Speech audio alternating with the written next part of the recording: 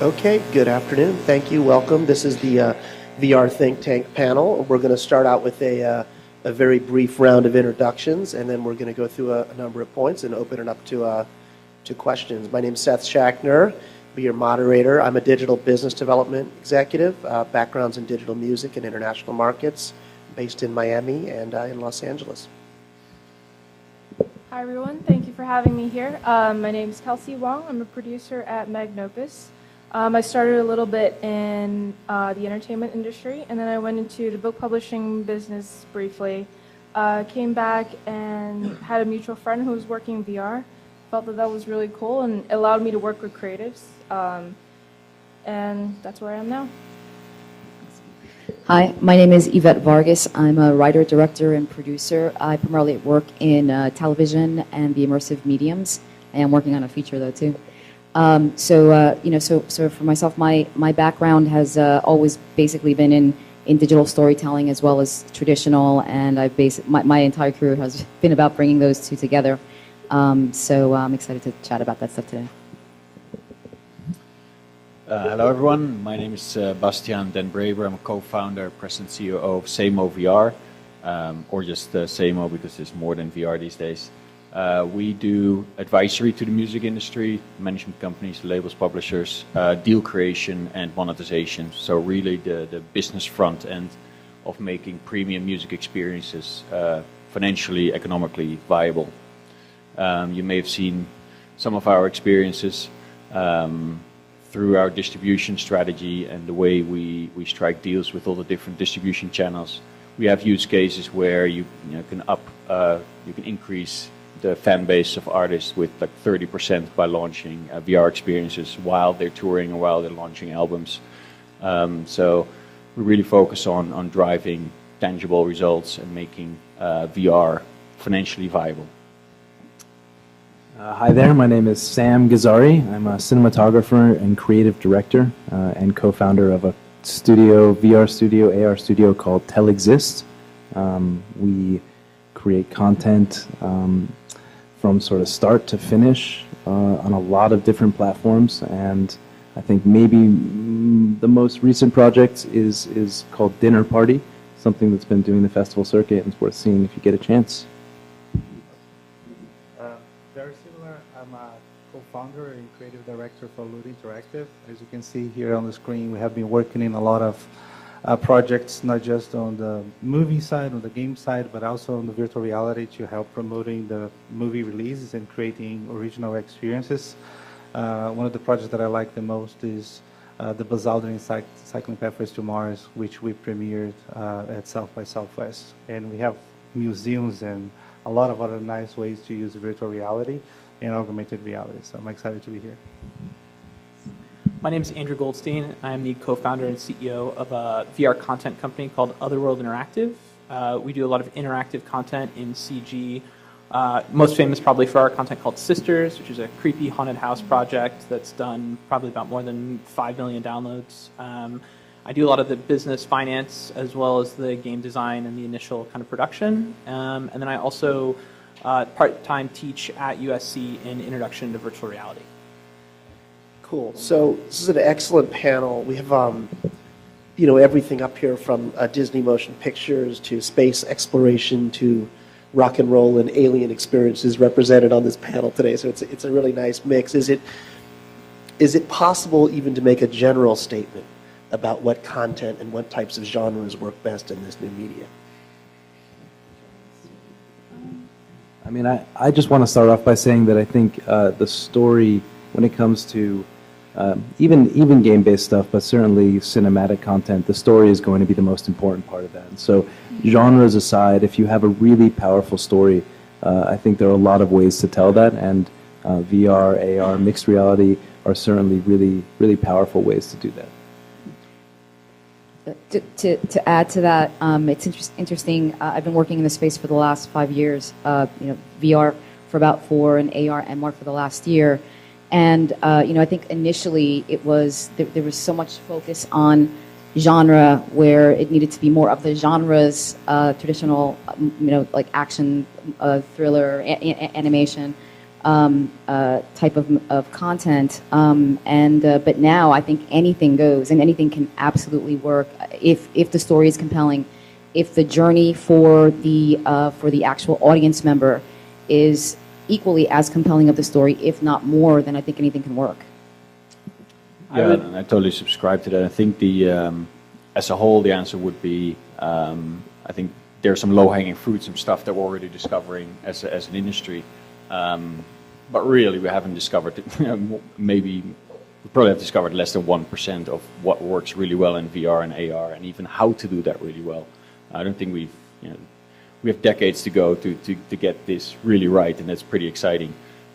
With my focus on the music industry, typical question I get is, is it a music video in VR or a concert in VR? The answer is yes, but when we talk about a typical campaign, could have as many as 10 different pieces of content, everything from behind the scenes, everything, let's say, traditional that would be done anyway, to put it either in AR or VR. But great examples are Eminem providing a whole AR experience at his Coachella performance to really just use the space basically as a new canvas to really emphasize his message. And I think Beyonce said a great thing when she did Lemonade. Is she said, I can't get my message across entirely just using audio. So that's why Lemonade was launched as a video album. Mm-hmm. The only next logical step would be using VR, where you get really immersed in her world, in the message that she wants to bring across. And we are nowhere near knowing what that looks like yet. So it's very exciting. I think I would add and say story is essential, but understanding the power of the technology is also essential too. And if you look back at kind of the history of mediums, if you look at books, plays, and movies, whenever we kind of have a new medium that comes around, we try and jam the old one into it. So the first kind of things that we're seeing in virtual reality are what we know for movies, but yet now if you look at it in virtual reality, like a cut doesn't really work. So we have to reinvent the language. And I think you're seeing that a lot with genres too, because not only are they using the storytelling and the medium, they're also kind of inventing new things. And one of the things that I think is really important to think about is that horror works really well in virtual reality because we kind of have the real world applicability, like a haunted house. But comedy is really difficult because comedy is very situational and looking in one direction. So as kind of the technology and the storytelling and the content progresses, I think we're going to see a lot of really cool new things emerge that we can't even think about now. Yeah, I would like to add to that, by the way, I'm a huge fan of Sisters, and I think horror and it works really well in there. But virtual reality basically lets you take the user somewhere, right, to another place, to another world. And the experiences that we created was taking the users on a journey with Buzz to the moon and Mars, or to a museum in my hometown in Belém, or to a museum about the Apollo missions, or back to the golden era with Harold Lloyd and a lot of the pictures that he took many decades ago in stereoscopic in high quality. So I feel like there's a lot of things that can be done like really well. Just think that you're taking the user somewhere. Where do you want to take them? Yeah, and so just to add to that point, like, Sam's point about compelling storytelling and technology improving. So like with Coco VR, once the touch controllers came to Oculus Rift, we're able to sort of add that hand motion so that you can play with other people. And as part of compelling storytelling is how do we engage the user? How do we keep them in VR? I think interactivity is a huge component as part of that. What objects can they do? What can they do with it? Can they pick it up? We have a photo booth in Coco VR, which sort of keeps people there for a little bit because everybody likes to take a photo of themselves now. I mean, selfies are a thing. So taking a photo of yourself, dressing yourself up, creating your own unique personality in there was a lot of sort of what we're trying to figure out for Coco VR as part of exploration. How do you keep the user in there for long periods of time with a compelling story and narrative? Yeah. Cool. So when you think about creating, probably a good diverse range of opinions here, but are you thinking about the VR, the 3D world specifically, or is your view just kind of broader and this is a distribution platform for you or an offshoot of it? What's sort of going through your creative thought process when you're creating content specifically? For myself, because I definitely am on the creator side, the writing and directing and producing, but specifically from a writing perspective, it's the words on the page, right? It's definitely the words on the page, but it's the idea and that idea personified within a 360 space. If it's VR, and then obviously with AR, bringing in a different universe basically into our world. But once the process begins of I have here's the concept, I have the idea, and start to really break that down, I do utilize my traditional storytelling skills as a writer, but implement what I know thus far that works, or I want to experiment with within the mediums into the writing, into the structure of the story. I mean, especially if we're talking about story branching, et cetera. And just to that end, I just wanted to add that basically Final Draft commissioned me to create the immersive play, which is basically a standard, because we need standards in the industry. That's one of the main things that's really missing at the moment is standards. So it's a script writing format for professionals that are used to writing scripts, breaking them down from a directing perspective, producer, et cetera, the entire team. So that's going to launch next month, and we're hoping that that can become the beginning of a writing standard, so that writers, creators can just jump in with tools that they know, but yet have an additional tool set with different elements for utilizing the space, identifying where story branching, all the different elements, interactivity, et cetera, that's needed within the potential of VR, AR, and MR, but you still have a format that and a structure that we're familiar with. And I think for me, in the music industry, it's kind of an interesting starting point, because we have a band or an artist, and we have a story, right? Or 15 stories on an album, and then there's typically art direction already available around it. And then it becomes like, okay, and there's usually a year-long calendar already figured out of everything they're going to do sort of in the 2D world. So it really becomes a question of, how can we really amplify the engagement with the fan, and how can we cross-pollinate it between everything else they're already doing? And then we really need the artists to own that and to buy into it, because if they're not passionate about it, that couple of hours you can get with them in a year, you need to make good use of that. And if they're not fully embodied in it, then that's probably not going to fly. And it really becomes a matter of, okay, we figure out this creative concept from their side, and then it becomes almost like an exercise of reverse engineering. It's like, okay, so if we want to do this, then what are the right distribution channels, and what does it mean for the kind of content? Is it going to be AR, VR, is it VR, then how does it break down? Is it going to be 360 videos, is it going to be 30-second snippets, or is it going to be a 15-minute experience, fully interactive in IMAX VR? So it really becomes a sort of a reverse engineering puzzle, and then work the way back to go back basically to the AR, VR creatives and technology experts and producers to say, okay, well, this is where we want to end up. Now, how are we going to do this? I think the three questions that I always ask are, why now, why me, and why VR? And if you can kind of answer those creative questions, then it's time to start prototyping and going forward. But if you can't answer those, then it's a little bit difficult. Right. I mean, Sam, you've made pictures. You could talk about this cinematic stuff that could exist in a theater or any platform that's just a great story, right? The visual storytelling aspect of it is certainly what I'm, I think, most focused on and really thinking about when I'm developing projects and when we're working together to make something. But I think less about, there's a lot of people coming to this medium are concerned with how to show people something. How do you let them see what you want them to see? And just by its nature, you have to give up a little bit of that. The medium isn't about necessarily, I think, showing people things as much as it is about allowing them to experience something. And so given that, there are so many ways each of us in this room would probably have a slightly different experience watching the same piece, and that has value. There's nothing necessarily wrong about that or bad. And so when you're setting out to make something, or when you're thinking about creating in this space, I think it's really important just not to focus so much on how to show people things, but really how to give them an experience which is powerful, and that will change the way you think about making this stuff. Right. Yeah, And and Danila, to you've got some cool stuff with the moon. Maybe just interject with you could speak to here, right? With the Buzz Aldrin project and Apollo 11. Yes, so we started doing 360 videos, but we quickly moved into the game engine side to be able to allow the users to be interactive in a way that they can decide how is the pacing of going through the experience, for example.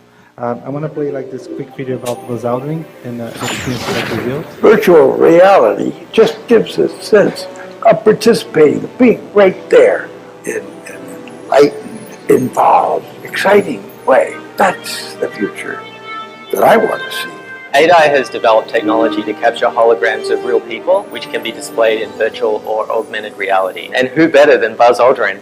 Being able to experience Buzz's vision in virtual reality allows people to actually be on Mars and see Buzz's vision for how we're going to colonize Mars. I think what's so exciting about this project in particular is that we're creating nearly photorealistic holograms of historical icons. People can interact with him as though he's there in a way that was never possible before. Leaving an image behind for other people to see is like eternal life in a way. It gives a glimpse of me while I'm explaining what our future might be. I want to be remembered for more than just kicking up moon dust. I want my legacy to include a permanent human settlement on Mars. And building up on top of that experience, right? Like the way we decided to do volumetric videos to be able to bring, the talent to the space. And at the same time, creating an experience that the users can go with Buzz in this journey. For us, it was important that you believe that you were with Buzz. So that's why we started using this technology called volumetric video. And there are some times that 360 video is perfect, and in some projects it actually makes sense. And I feel like if you really want to feel like you are immersed and present in there, like that's one of the right ways to get the users excited about it. And this is also another piece that I worked on. There was scanning real objects. That was for a museum in my hometown, where like 2 million people try to get as close as possible to that image of Mary on a procession that takes like 7 hours. And in VR, you can bring that object like right in front of the user. But another aspect was that in order to get the project funded, we showed that image running in AR, so it feels like it was right there in front of you. And that's actually where the funding comes. I think at one point we would talk about like how to use AR and VR together. Just don't think that anything that we are discussing here, there is a wall between VR and AR. Actually, a lot of the assets can cross over, and you can use them in a very interesting way. And you can also scan multiple environments. And the only thing that you need to be aware of on the production side is that using this technology, you capture the environment first, which is this is the scene of what a friend of mine is working on a movie called The 7 Miracles of Jesus. And then we shot Jesus resurrecting Lazarus through the volumetric capture, which is very similar to what we had on the Buzz Aldrin. But the key point that I want to make in here is when you are telling a story, that doesn't mean we want people to be able to walk around and see the miracle and Jesus resurrecting Lazarus from any other direction, but we don't necessarily let users to stop Jesus, right? So you're still following a narrative, still following a storytelling. It's just that you can feel like you are there.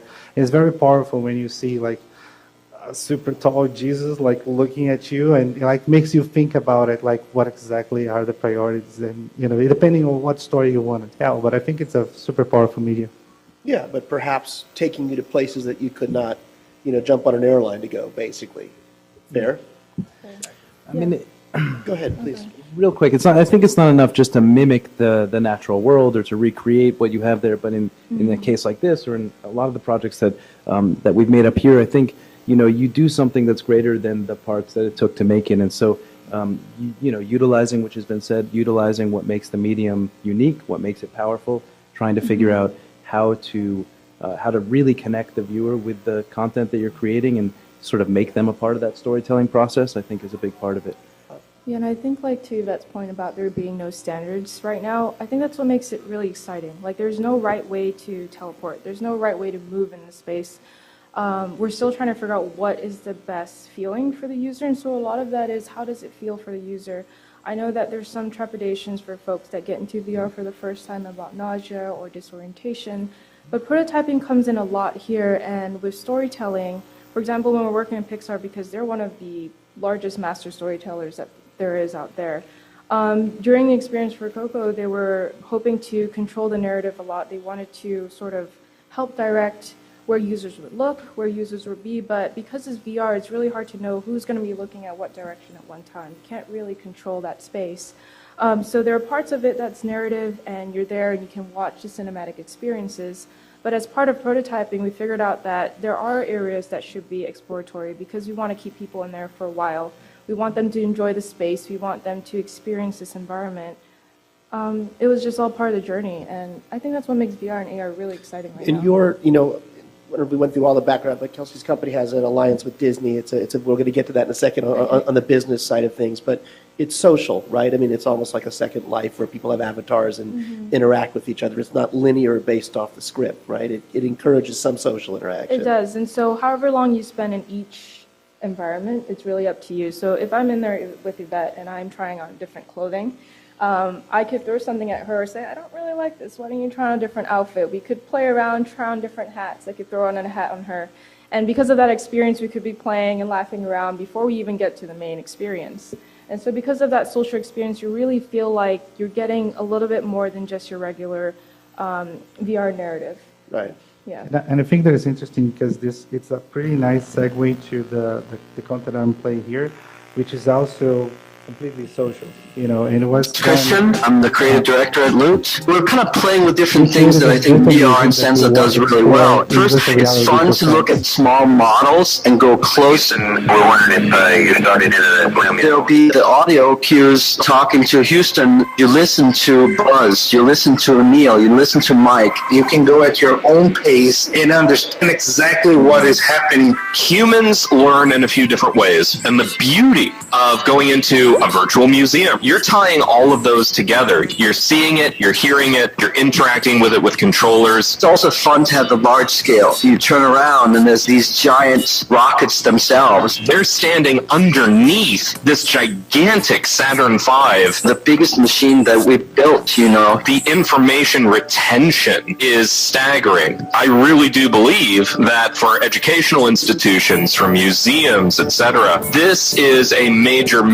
segment for social VR that's only going to increase over time. 3 to 5 years from now, right? Headsets will be wireless. They will understand the environment around you, and they will not need a big PC connected to you. There are a lot of VR experiences being developed, but the point of Sansar is to democratize VR, to make it a level playing field for everyone to create unique experiences. The importance of that cannot be overstated. That's the strength of it. Okay, Retro, go. Final, go. Guide, go. Control, go. Onward, go for undocking.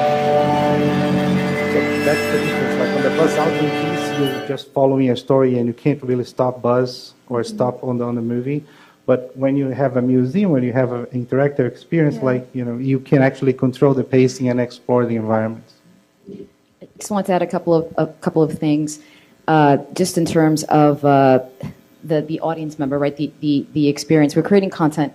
Obviously, there's an audience that has a tremendous amount of freedom within any of these experiences, whether it's VR, AR, MR, and many other Rs in the space. So as creators, we definitely I think want to control it as much as we can. But there's the tremendous freedom actually when you build in real opportunities just to allow the audience member to roam free. One of the things that I've actually done over the course of the last several years is develop, I call them triggers, story triggers, and they're techniques that to call the attention of the audience member again, in case you lose them. It's a variety of different narrative techniques and just techniques within the technology, and that list continues to evolve. I have about 17 at this point, but at the same time, there's just great magic going back to the experience. And I know that we've all said this in many different ways, but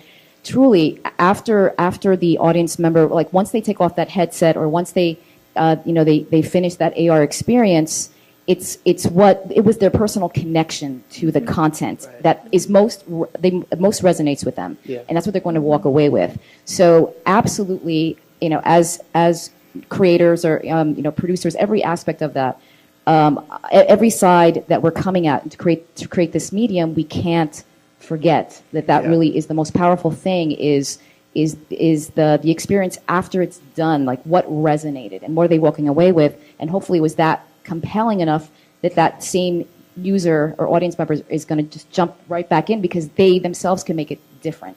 Right, right. Are you seeing that with music as well, and with Samo, or are you doing social activities in there as well, or? Yeah, I mean, I think within the music industry, they're already really focused on engaging with fans. Like, Taylor Swift is an extreme example who has sessions where she gets 100 fans into her home. Yeah. Right. So they really try to do their utter best to get their personal message across. Right. And really connect with their fans, and VR and AR, any of those immersive technologies, such a great canvas for them. Yeah. And they're literally all interested in exploring it. There's full awareness. No, I think social music's really key. Let me take this from a different direction now. Let's talk about the business side, if you hear me for a little bit here. When is this actually going to become a real business, whether it's content or advertising? Let's hear your views on that. I think it is a real business right now, especially if you're trying to do location-based entertainment. There's a real market. Yeah. The other way around is like many of us here, just pitching the platforms to get the projects funded. I'll take the opposite of that and say I don't think it's a real business right now because the amount of investment dollars is propping up so many companies out there, and you're starting to see a lot of companies slough off now, and a lot of them lay off and kind of go smaller. So I think what is happening is that there aren't enough users out there as a lot of people had projected. And in terms of what that means, in my opinion, it's that you can't make a VR project for $1, $2, $3, $4 million and expect to get that money back. You have to go smaller and say, okay, I'm going to be very targeted, maybe do a $500,000 project, and really realize from the get-go that if you're going to sell that for $20, you need to get 40,000 downloads and really target that to kind of make your money back. So you have to be really smart in terms of a lot of the business and a lot of the finance that's out there, because if you just say, I'm going to make the coolest, biggest thing ever, and then in 6 months you turn around and say, oh, how am I going to make money with this? You're screwed. So you really have to think hard about how you're going to put that together. So thank you for making my case. And we've had this discussion a couple of times before here.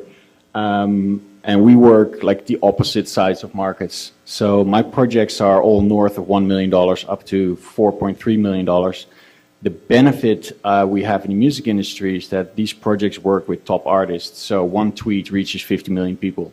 So the concern of reaching an audience sizable enough is not really there. It's more, how do you really make it worthwhile for people to go to an IMAX cinema? As one of the distribution points, of course. I mean, if you drop a piece of content at the events where the people are already anyway, that's an obvious way. But a lot of stuff is incremental, right? The location-based services like IMAX, we have 7 cinemas right now, and they are behind on their own roadmap.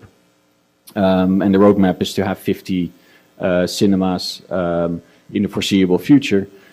There's the Void, who also already has 7, and their roadmap is, I don't know their end number that they currently have in their business case.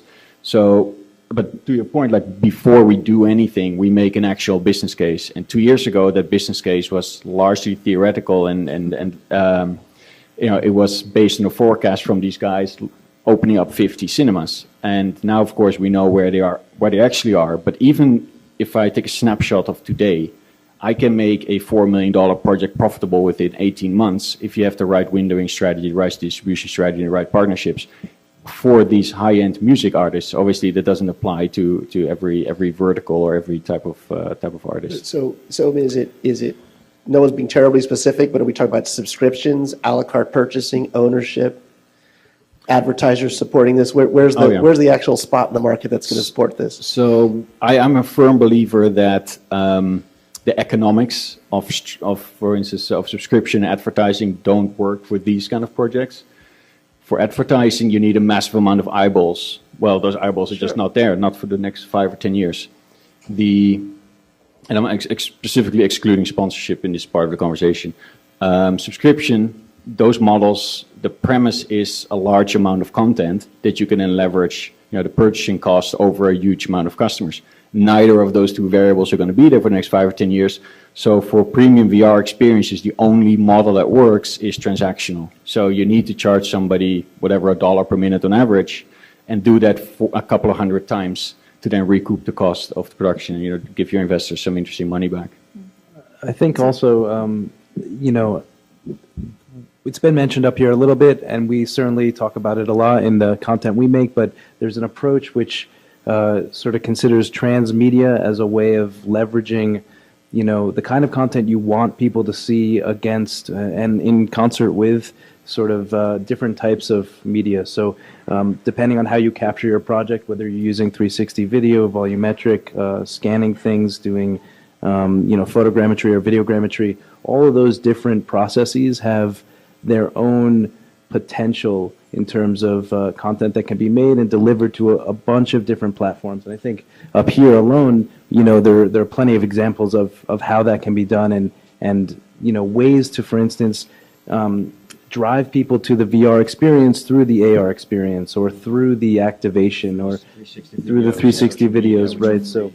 So there's a lot of ways to, out of the same production cost, create a lot of different assets from a lot of different capture methods, and then use those to actually, you know, so it's create a broader consumer base. potential. Right. Go ahead, Eva. Well, and to add, and thank you, Sam, for mentioning that, because I was just going to say that, multi-platform storytelling. Absolutely. I mean, I think that we all just really need to be thinking about creating the IP, the franchise of this content, because it can't right now be sustained. It's not sustainable just in one medium, especially the immersive medium. So if you actually do tie it into, whether it's an original piece, or you know, you're working with an existing IP, there are many models that are tried and true. So now if you can tie that into your entire strategy of telling this story, growing audience, monetizing, then you can have the path to success and profitability is much faster, or the potential of that is greater. And then something else I wanted to add, also, you know, just how we view success. It's not always necessarily about recouping your money back. You can still have a success if you're really reaching an audience that you've targeted, that you need to target. If you are establishing, again, an IP, a franchise, an experience, then there's potential. I mean, first of all, that can be a success if that was your goal. But because of that, then you can build on that. You can leverage that with the audience that you've built with your next experience.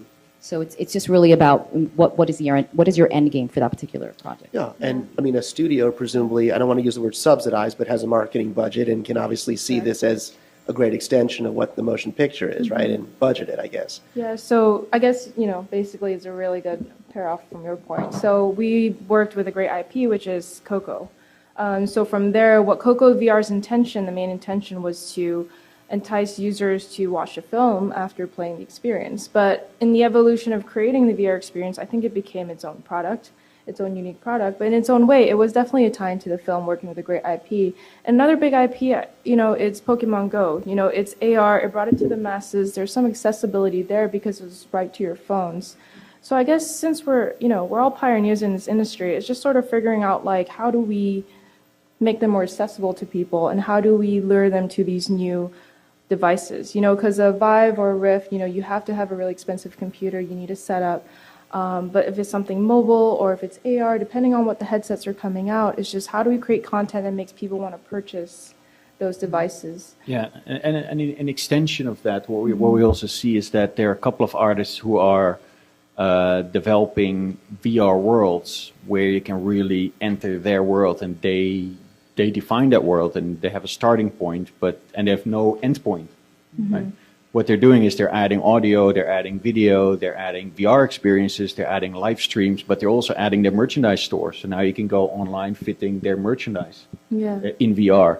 So all of a sudden, it's an entire new platform for them to experiment with in engaging with the fans, but also driving revenue. Now all of a sudden, like what you were saying, maybe now the VR experience is not the revenue driver, but it gets people into the platform. And now what you do with it, right?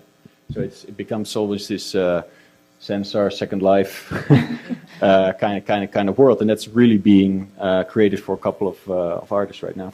Yeah, I would go off of what Kelsey said, and I think some of the most brilliant people in VR, and especially in the studios right now, are taking money from those marketing budgets, creating content based on big IPs, using it for marketing purposes, and then turning around and selling it to monetize on the back end too. And those are some of the smartest pieces of content and the smartest people, because they realize the whole food chain of how they can fund something and then how they can get money on the back end based on large scale IP.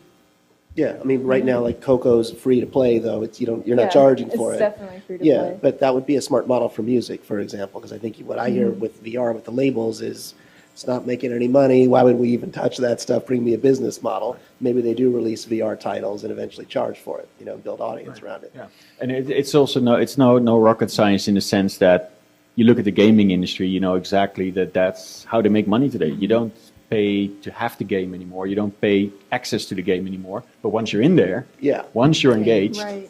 that's when the ticker starts Yeah, going, and people in-app spend way purchase. more than what Yeah. they've ever done before. And so we know that's a model that works. Right. And I'm actually implementing that model right now on a music project with a big artist, where there's absolutely a performance aspect of it. And if you only want to participate in the performance aspect, every month or so, you can absolutely download that experience, be at that concert type of experience, but also utilizing the location of it's a lounge for now, for lack of a better term, but utilizing that location and actually building interactive and story and narrative opportunities within that experience that then you also can pay for and experience. Right. So we're leveraging assets, we're creating new content, we're building out a virtual space, and there's no end to the possibilities of that. Right. Did you want to add something? I was just going to say, you made an interesting comment about the studios, and are they innovating laggards in this space, or do you see some of the growth just being driven out of the independent sector by independent filmmakers in building this as a content business primarily? Yeah, what are you going to say about your clients? Yeah, right. I mean, I think the studios, my understanding is across the board, studios have a mandate to create VR content for especially their big IP. And so what that means is you often end up with something that's really complete and effective, like the Coco piece, but you also end up with a lot of content that's sort of BTS related and, traditional EPK stuff. And in a 360 space, that doesn't really do very much. So every time one of those projects comes out and it doesn't perform as well as people want, I think you end up with sort of takes the whole 360 and VR experience down a notch. Yeah. But in general, studios have changed. The traditional studios, they're still there, but we also have Amazon and Netflix and all of these kind of tech companies. Google's a player in that, and so like they are certainly coming up. Even Apple, they're creating content. They're putting a lot of money behind this stuff, and they have an eye on the technology. So I think for that reason, they can actually drive the medium in different ways than, say, a traditional studio, because they can say, we just want this stuff for our platform. It has to be this specific way, and so that changes the way we are asked to make things, and I think in some ways how we think about it. So, but I also think there is a difference between answering the question if you are on the storytelling side or on the gaming side. And I think on the gaming side there hasn't been many problems to get games funded and to actually drive the revenue back. You do need to be very careful what you're doing. And on the storytelling side, we always really only jump deep into a project when we have the distribution and all the monetization figured out. If it's going to be free to the consumer or if you're going to expect it back, be very careful, because the pool is not too deep. So just go slowly and try to figure it out. Test the waters before jumping with your head on it. Yeah. What we also see is that there's not a proven business model yet for the studios. So what we see is that, take for instance Warner Brothers with Ready Player One. There were 8 different VR experiences developed on Ready Player One. Wow. And they basically just do a bit of an assessment and then give multiple parties the rights to do something with it. They give them they give them assets, and they just sort of playing the field and seeing what sticks and what doesn't stick as probably a learning curve. Fox, on the other hand, set up a whole separate unit where they combined a bunch of different other units into one to start driving and building their own content. So those are two different models, and we see in the music industry that several majors are investing as an equity, as becoming a shareholder in VR companies, as a model of being part of the market and not standing on the side and losing out like they did 20 years ago. Capitalizing on the upside on the shares eventually. And I think the comment about gaming is, to me, the gaming sector feels like it's all, and I mean games, not gambling, like it's the closest to this figuring out this universe with the in-app purchasing or subscription. Unity, right, which a lot of this is built on, is a gaming platform, right? So at some point they probably started out with a little bit of an advantage there, yeah? Just wanted to add a little bit more about the traditional studios. Anyway, they're basically, and this has just been historically, not only for the immersive mediums, but they're basically first to be second. It's such a risk-averse business, especially with the traditional studios, and they're pretty much running these days, just because there's so much disruption in what really has been their traditional revenue models. So in terms of the space, I mean, obviously, all of them, they either have companies that they own or, divisions. At the very least, they have many experts or, people that have been in the space for as long as 5 years or more. But, so they definitely develop, they make stuff. They make stuff because they don't want to be out of the game, but they're not necessarily revolutionizing. Mm-hmm. And again, they play it safe across the board, and I think we're going to continue to see that until there is a business model that on that level is understandable and tangible. So in the interim, I think the most exciting stuff is definitely coming out of the independent space. I think there's also a few things to be said about the major studios.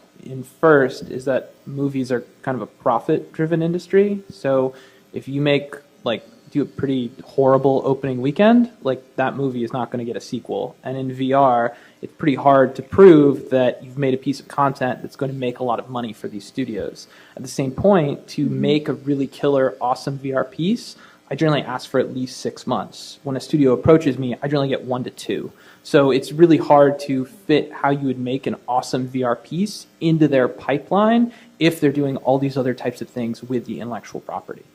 Are there platforms, Microsoft, Samsung, Google, or Magic Leap, or even some of the markets that you think are going to, push the industry forward in a good way or somehow influence it that are on your radar? Yes. And expand a little bit, please. All of the above. We see that those they all have multi-billion dollars invested and are investing in their market, and they know it's all depending on the uptake is all depending on content in the end. It doesn't matter how good the technology, the platform, or access to it is, unless the content is really engaging fans. They're highly supportive at this stage of the market to fund experience and help creators get off their feet.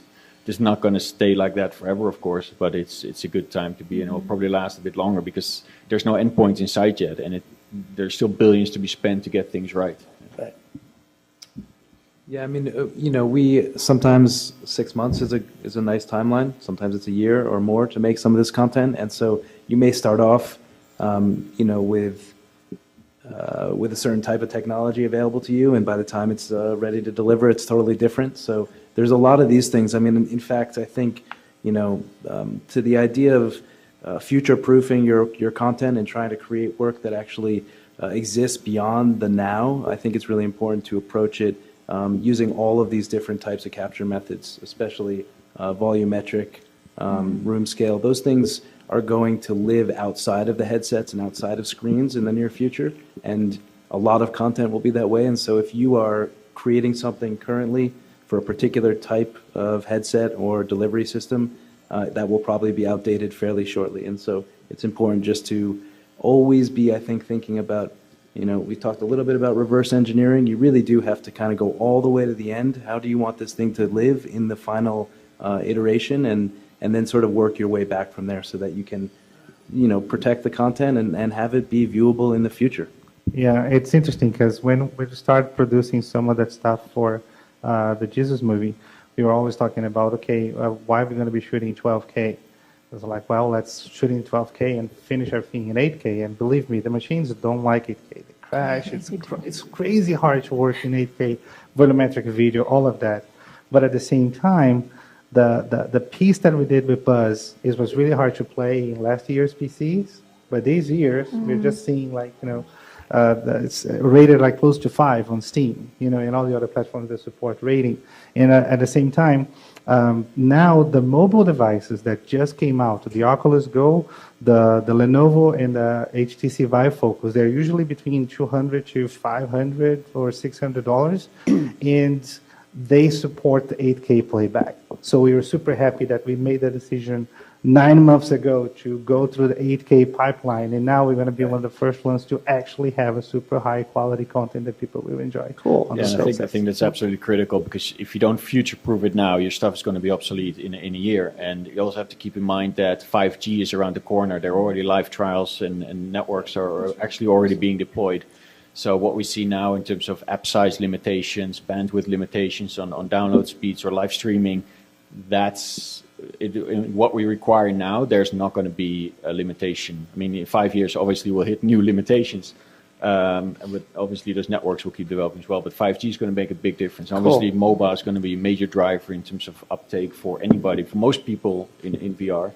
Right. So that's going to be a big So thank you. We have 5 minutes left. People are going to want to ask some questions. I saw this gentleman first, so go ahead. Yeah? So first of all, the 6 of you should start a fund together. And we should fund together, and you should stay in touch. Really, the 6 of you should do that. I mean it. I mean, that should be something you think about as and have Mark Andreessen send you a check in a year from now. Okay. But that's not a question. I'm retained as an advisor to 2 companies, both of which need what you do, and perhaps you need what they do. So my question is, the first one is Exit Reality out of San Francisco that makes cubes and trucks. So they deliver either long-standing cubes to locations including AMC, IMAX, Nissan dealerships, Viceroy hotels, and more to come, and they leave them. Or they bring trucks for anything, a factory, a hospital, a fashion show. And so I'm curious because they're in San Francisco and I'm here listening to you, and I'm sending them pictures of you like crazy. Saying you all should know all of them.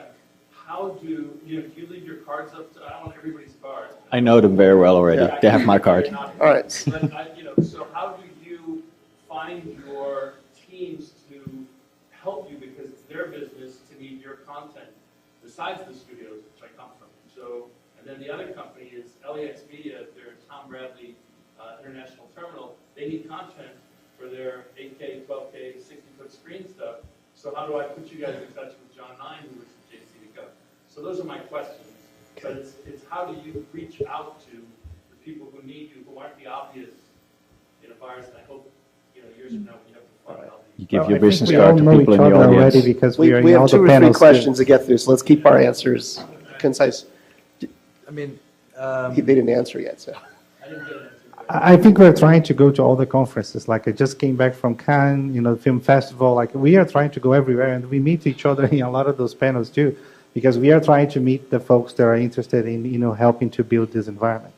yeah, I mean, if you're doing something in this space, it's likely that we are aware of it, just because we're always searching for distribution methods, for creative partners, for people who want to make this stuff. And if we haven't reached out to you, please reach out to us. And then what I would add, to that, it's also there's a variety of different there's just a variety of different ways also in terms of either connecting or like someone finding you, someone finding us, or us actually reaching out. So it could actually come from an idea, a project that we want to create, and then we'll go through our own strategy process and then try to find the right companies that could be the right match.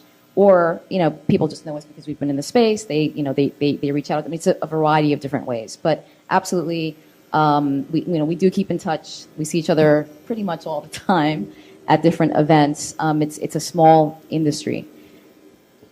So let's do this quick. I think he was next, and then okay, sorry, go ahead. We're running over time here, so. Okay, so this is really questions. So every 5 to 10 years, this happens where you're going to get the Ericsson back because there's a new platform, and they need content for it. Apple was genius when they said just make applications for this, just do apps. So Bastian, I'm wondering, what about using coin-based systems to be able to make money? Because you did mention that. I know this mainly for the players and games, but for all of you, what do you do to Yeah, I'll start, but chime in if you want. It's happening. What we do, I mean, I focus on AR and VR stuff, but we do emerging tech for the music industry, and there are a couple initiatives which are specifically smart contracts and cryptocurrencies to facilitate transactions through the smart contracts.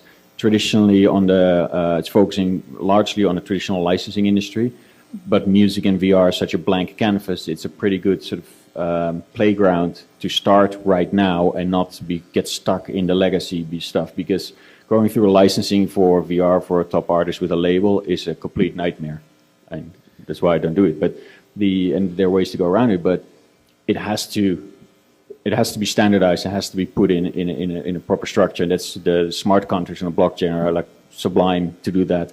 And there are a couple of companies that are doing that. We're working with several of them also to make that connection into the music industry. So that's looking pretty positive. Yeah. I would say that the best selling mobile VR game with microtransactions is poker.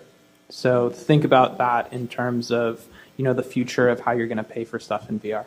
But I would just add, from the music perspective, if you're licensing something that's a major artist or a massive piece of content or trying to incentivize an individual celebrity, kind of put yourself on that side of the equation. I mean, with the greatest respect to cryptocurrency, they're going to want an actual business model, perhaps an upfront guarantee, so. Yeah, there's something called the Open Music Initiative, which was started, I think, 5 years ago already. And when there's like 80 people from the music industry came together to define the standards for that. And then it had to be implemented, so it fell flat.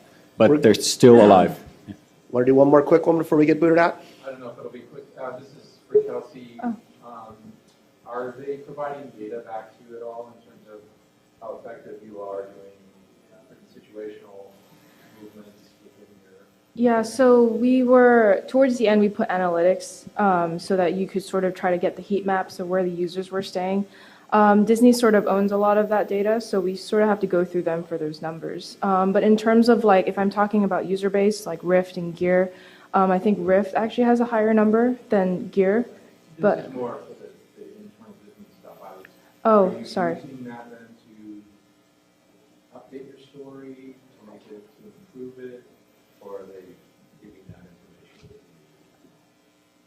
I think so in terms of at least Coco, when that was done, that was sort of wrapped. And then depending on what was coming up in the pipeline, those are sort of discussions that are a little above my pay grade at this point. So those are discussions that are happening in the future in terms of other projects that they're working on. Potentially if we will be making related VR content, or if it's AR, or if it's something that's more, LBE, land, location-based experiences. Yeah.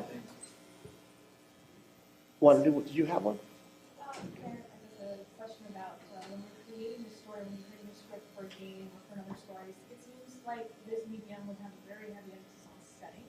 Did that come from the writer, or does this come from other gaming companies that might come from environment creators? How much does the writer influence what's going on in this?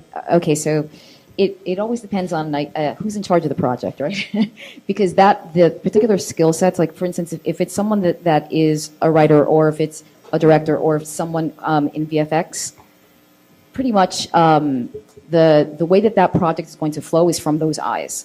So from a writer point of view, and I've actually included many visual tools within the script format. So anyone who actually is very familiar with traditional script writing format, now you actually have tools where you can specifically identify where people, places, and things exist within your 360 storytelling opportunity, and many more different opportunities that fit specifically for the medium. So. As a writer, I created this template for writers and anyone that's part of the process, the production process, that's used to beginning with a script. So, my intention was to make it as understandable and intuitive as possible for traditional storytellers in the space. And going back to the standards, comment where Absolutely. I mean, it's one of the greatest things that we don't have. There's a lot of freedom, but in terms of growing the medium, we do need some standards. So, I'm hoping that the words on the page can become a standard. Thank you very much, everyone. Thank you, guys.